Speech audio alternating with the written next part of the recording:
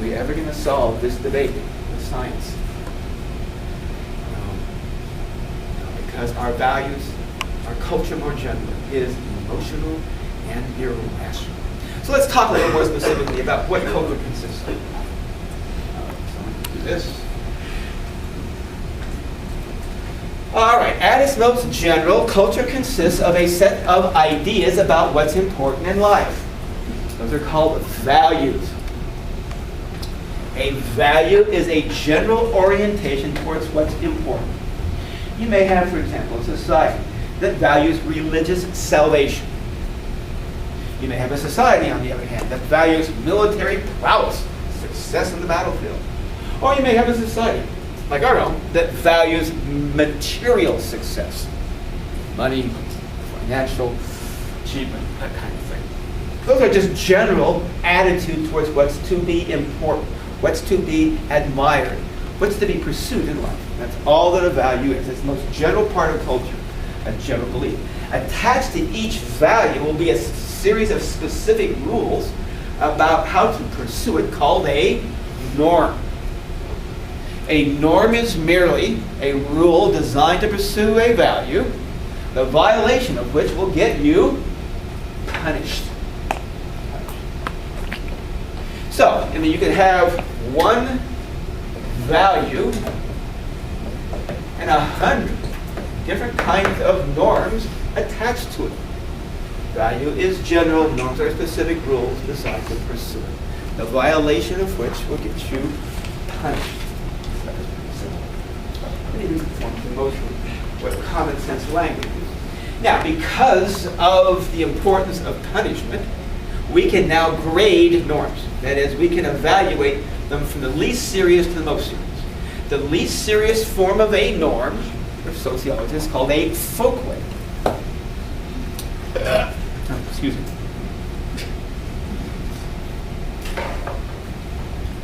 A folkway is a minor violation of law. Excuse me, of custom, not law, but of custom. The violation of which gets you the least serious form of punishment. Now, I just swallowed air and deliberately made myself burp. Was I punished for that? Yeah. No, I was.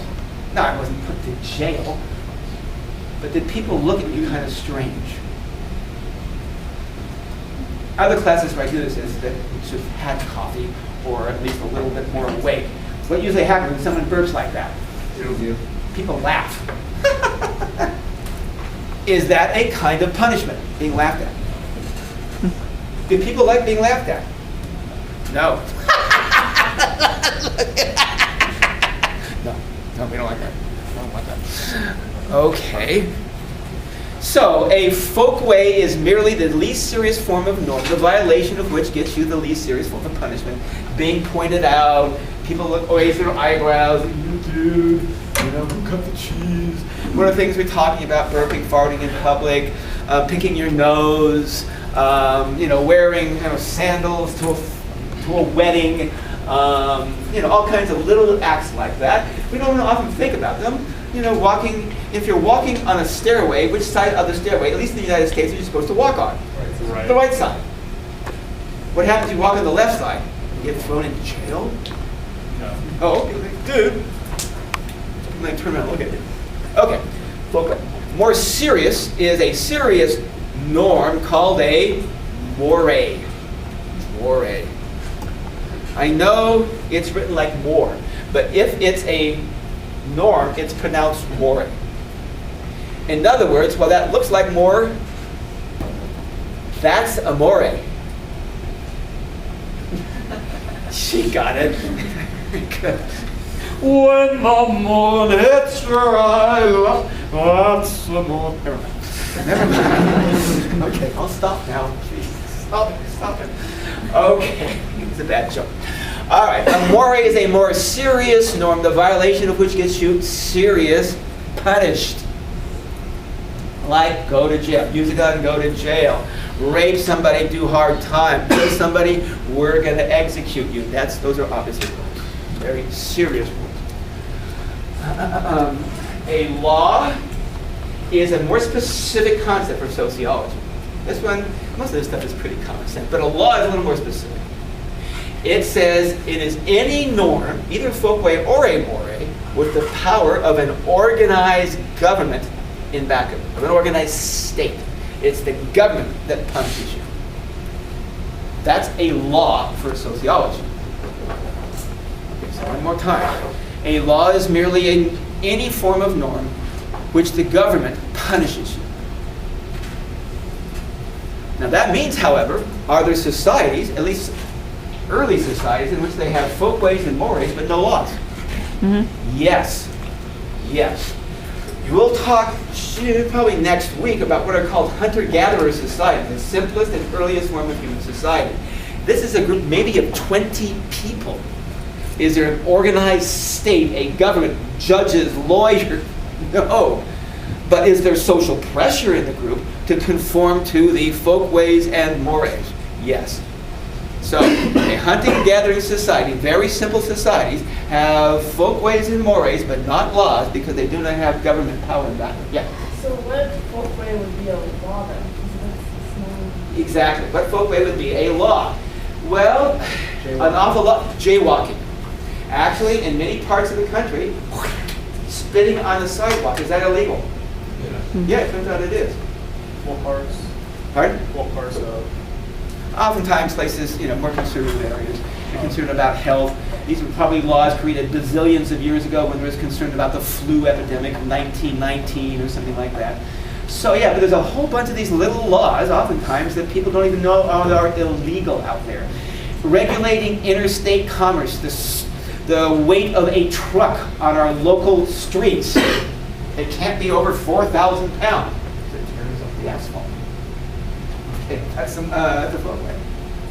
Now, mores, obviously, kill somebody, you're going to do hard time or get executed. Okay, yeah.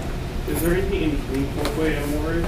Yeah, but for our purposes, we're not going to talk about it. This is a low-level undergraduate class. They can get much more complicated than it's indicated.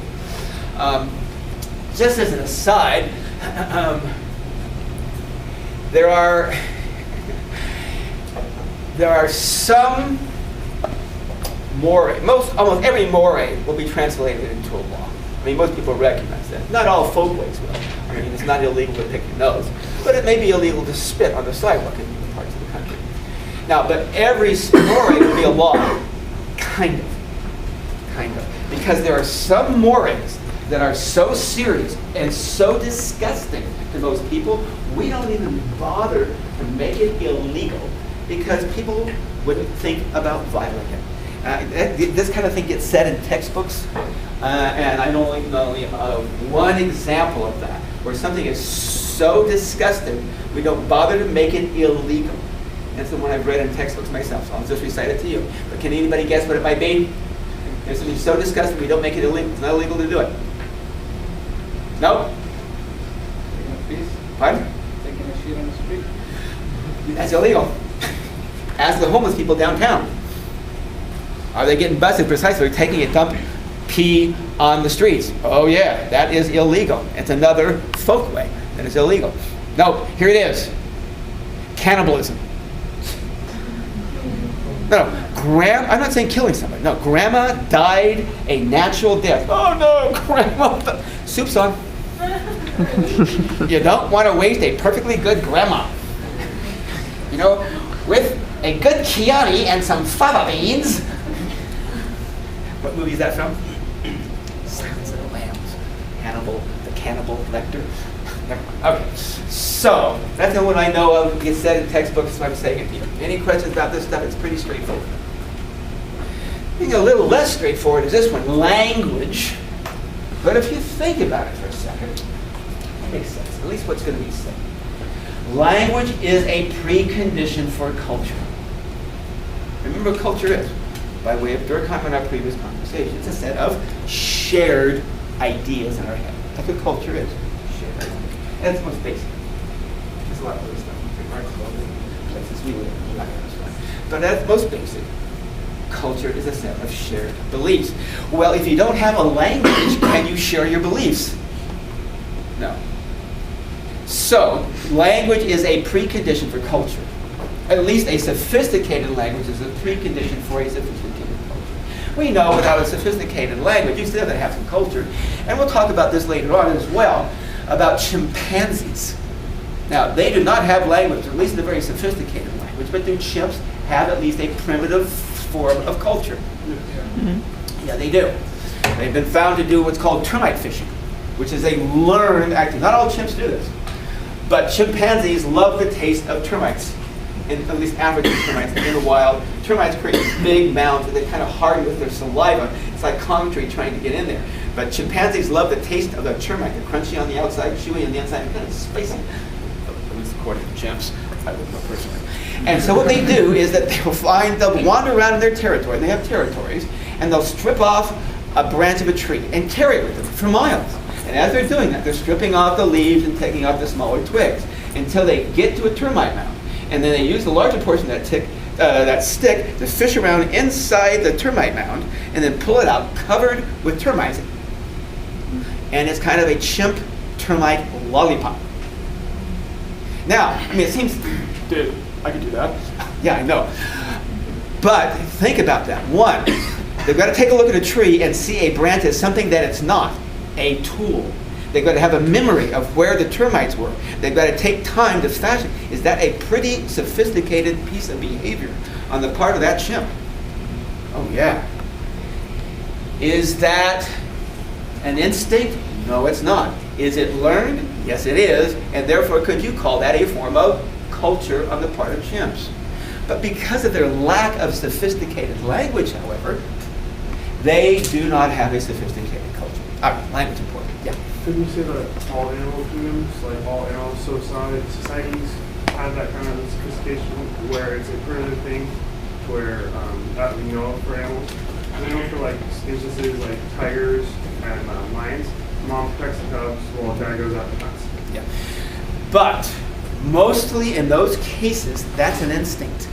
That is genetically programmed. You don't have to teach that tiger mom to do any of that. That's just an instinct.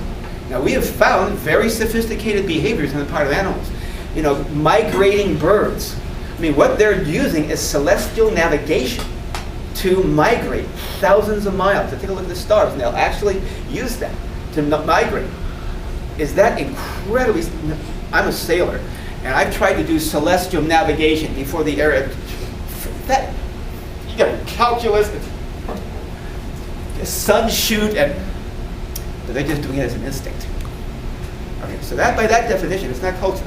It's not a learned set of ideas shared by others.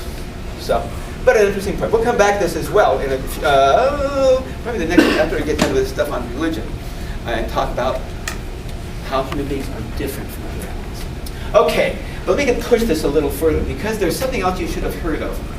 It's called the Sapir-Whorf hypothesis, in some cases referred to as the, like this now, I don't know if the book talks about it as the linguistic relativity hypothesis.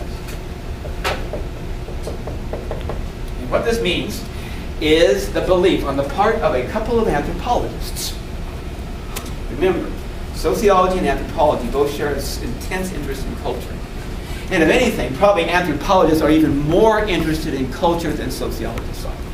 It's kind of the basic discipline of cultural anthropology.